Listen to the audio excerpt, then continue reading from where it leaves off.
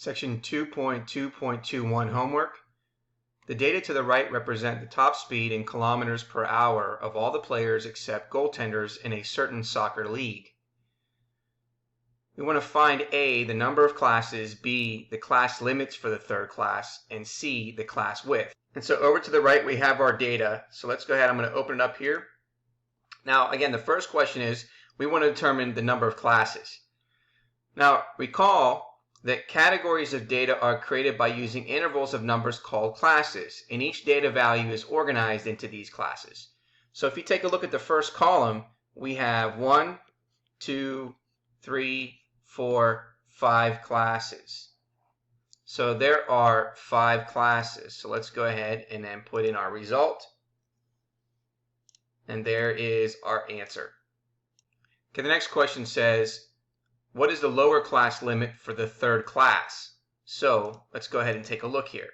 So we know that for any class, there are 2 class limits. The lower class limit is the smallest value within the class, and the upper class limit is the largest value within the class.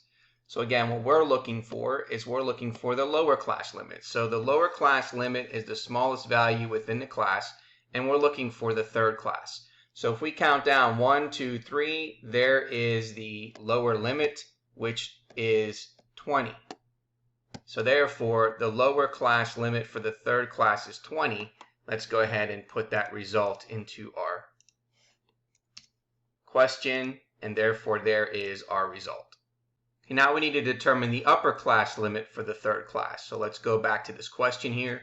So now we're looking for the upper limit of the third class. Now, the upper limit of the class limit is the largest value within the class. And again, we're looking for the upper class limit for the third class. So the upper class limit here is 24.9.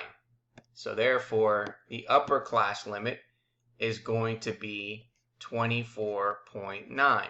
So let's go ahead and put that into our result. So we have 24.9.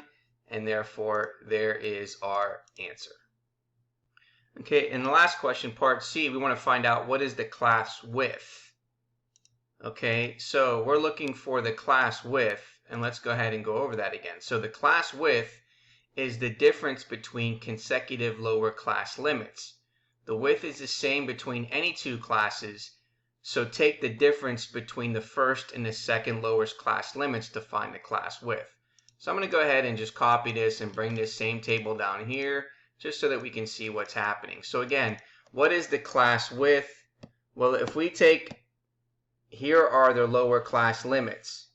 So the class width between the first 2 is 15 minus 10, which is 5, right?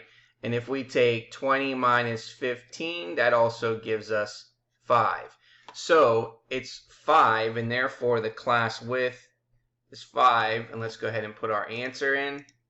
So the class width is 5, check our answer, and there is our result.